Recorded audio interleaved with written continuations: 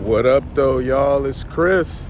Appreciate you connecting with me while I do my 10,000 steps. I know I'm out here later finishing them up than normal, but what can I say? Sometimes it takes me throughout the day in order to get them all in, but we getting them in nonetheless. So I woke up this morning, and this was something that I've been meaning to get to, man, because it just really amused me. I saw that Kamala and company, her campaign, they have rolled out some plan for black men, and they keep specifically mentioning black men. So they're not going to directly admit that having Obama be an attack dog, singling out and berating black men was a misstep. They are not going to directly admit that, but they are indirectly acknowledging it. And that is by this whole thing. Now, there's a few things on it, but the ones that really stick out the most to me are these two in particular. They are going to give out 1 million forgivable, loans for black entrepreneurs. They're going to be up to $20,000. Okay, whatever, I guess something. But the other one, and this is the one that really cracked me up, because I'm just like, why do you think this is something that is like a black man problem? But it is at the federal level. They're going to seemingly legalize marijuana so that I guess people aren't getting prison time for having some cannabis on them. And I was just like, why would that be something that you pitch to black men, as if black men are the only ones that partake in cannabis? Is it popular amongst black folks? Yes, but black folks are not the only ones that partake in cannabis. So it just seemed like a really odd thing to have on your list that is supposed to be your selling point of why black men should now get behind you. I don't know, man. It just, I have a friend that I talk to all the time, and he is very left-leaning. We clash about a lot of these whole things. He thinks Kamala is like the greatest thing since sliced bread, at least now. It's funny how just a few months back, we were all united about what a horrible VP Kamala is. Like, all of us, left and right, red and blue. It didn't matter what your sexual orientation was, or your political beliefs, or your religious beliefs. We were all united. We were all in unison. Kamala is a terrible VP. And then you skip forward to now, and some of these same people who on the left were once saying what a horrible VP she was, right along with people like myself, they're now acting like she's the greatest thing ever. She's like the greatest presidential candidate ever now, and I find that to be amusing. But he and I, we were talking about some things, and oddly enough, I've gotten him to see my side on some particular things, because like he would always give me all this pushback over Kamala, and I kind of had to share with him, like, listen, I am a black man, okay? And you being so adamant that I vote for Kamala is really tone deaf on your part. You want me to be so understanding of your issues. You want me to acknowledge your issues. You want me to be empathetic of your issues. Meanwhile, my issues that I face, because my friend, he's not a black man. He is of Hispanic descent.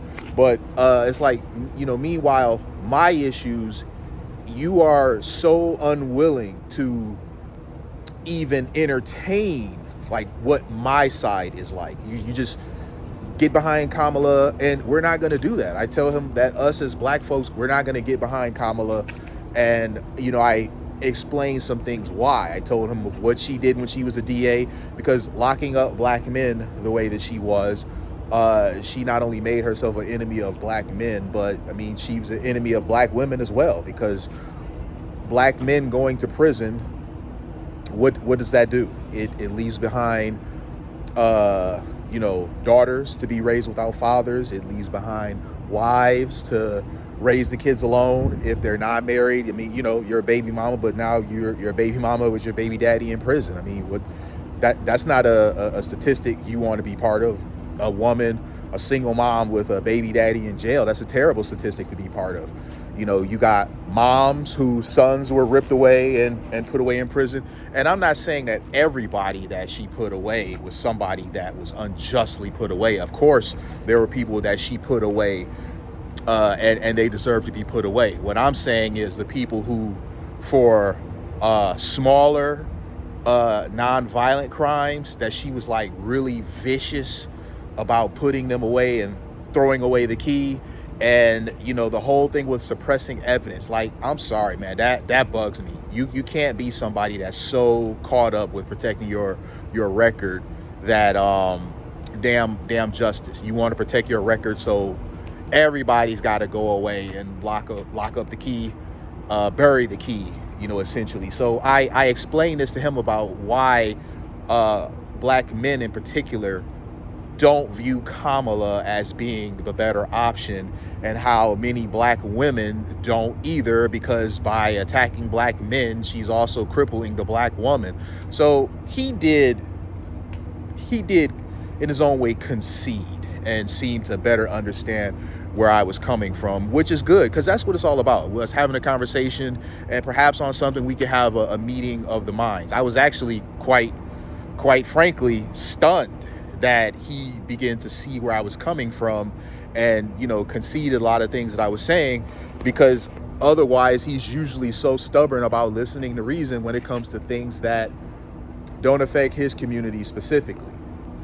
So there was that. But these things, he mentioned these to me. He's actually the one that brought these things to my attention.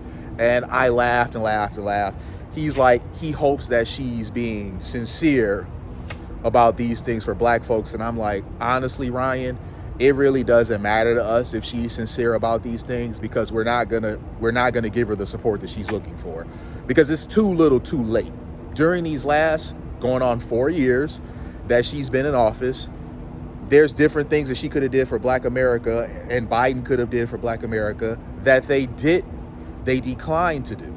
They did things for Asians, they did things for LGBTQ, but when it came time to do things for black folks, we were an afterthought. And the only reason why they're extending this olive branch now is because they are absolutely desperate to get our support, and they see that sending Obama after black men the way that they did not work. It had a negative, it was profound, the negative impact that it had. They really were not expecting the clapback that they got from us. They really thought that, and I don't know how, but it's just the level of disrespect, and it just really shows you what the Democrats think of us as black folks. They really did think that they were just going to tell us to get in line, and we were going to do that. Like, they weren't going to offer us anything.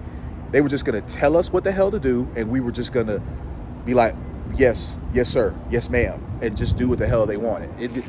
I still can't get over the audacity. I think that will always be the part for me that will just be the craziest about that.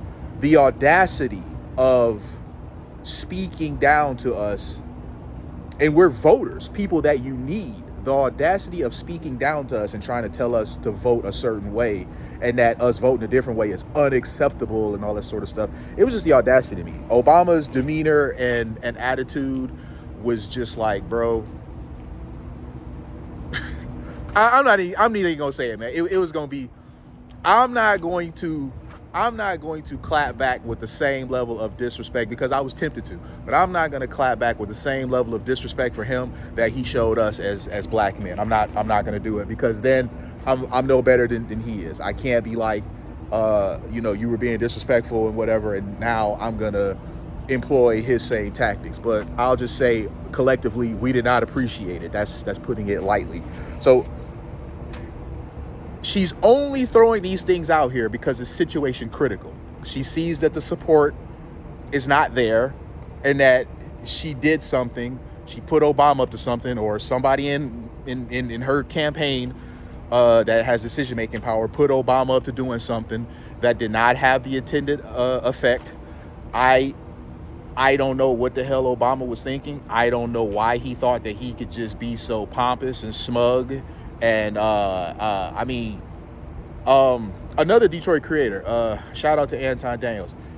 He said something that I thought was really profound. He said he talked to us like he raised us. That was amazing. All right, that was a bar right there. That's true. He talked to us like he raised us, like he was our daddies or something like that. Man, I'm a grown ass man. You know, you're older than me, but I'm still a man nonetheless. You're just older than me. And I don't do the whole just respect your elders for the hell of it. I don't do that. We both grown, and I'm not gonna allow somebody to just talk to me any old sort of way just because they happen to be born before I was. It doesn't work like that. The respecting your elders, that holds more weight when you're a child and they're an adult. But when you become an adult yourself, the older you yourself get, the less you feel in that whole respect your elders thing, especially when a lot of older people, they just be being disrespectful for no reason because they think you just gonna let them get away with it because they older. But I don't want to get off on that tangent too much there. I'm gonna stick to the topic here, which is the things that they are offering. They're only doing them now because they need us. It's become situation critical for them.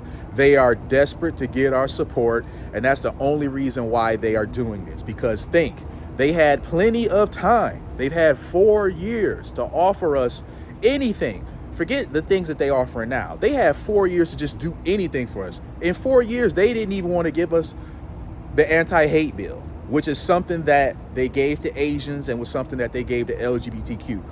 They gave us something that was a stripped down, neutered form of it. The Emmett Till bill, which it seems like from what I've read in the verbiage, that is basically just about lynching, you know, which doesn't happen all that often anymore. I mean, has it happened? Yes, we've had some isolated incidents of that, but that really doesn't happen anymore. And I just found it ridiculous that we couldn't get the same bill that Asians and LGBTQ got. We had to get some really stripped down, very specific one that only applies to an act that is super uncommon nowadays. So they refused to do that for us, which is something that if they would have done, just think about that. They could have at least said they did that for us, but they spent the last 4 years largely ignoring the very people that said, if you don't vote for me, you ain't black. So what happened? Black folks, Biden had a 92% black vote. 92%. And he only had that 92% black vote because he was Obama's VP. That is it. He had 92%. Think about that. By being Obama's VP, he got 92% black vote.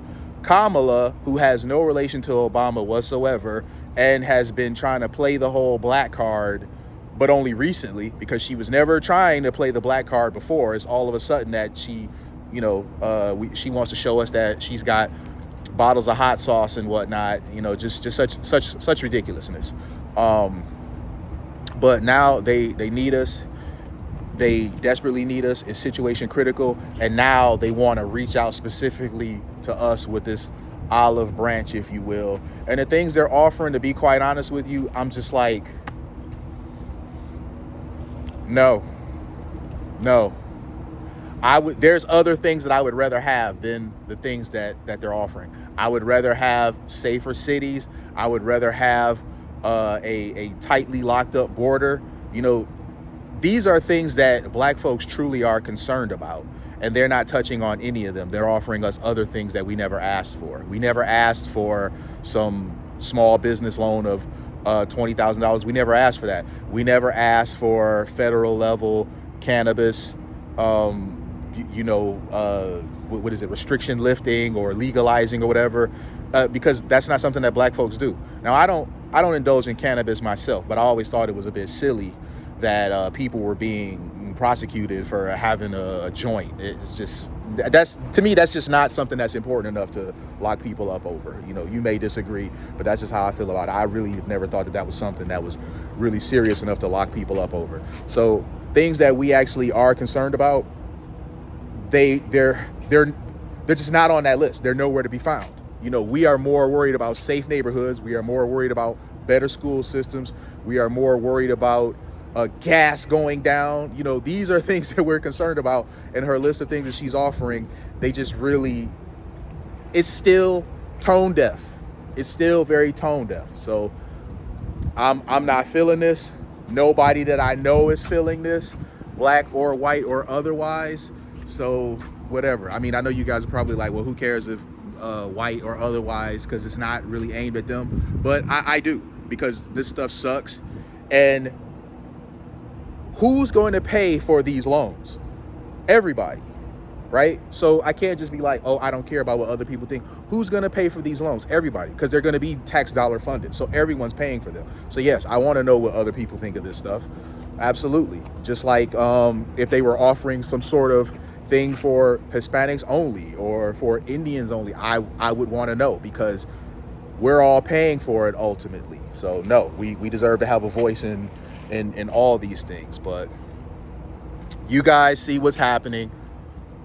Kamala's campaign is falling apart, and it's in large part due to Obama. I mean, Kamala has her part in it, of course, because you know, she really can't talk without a teleprompter. She fumbles over explanations to things. She went on a 60-minute thing and was such a bumbler that they did some recut of it.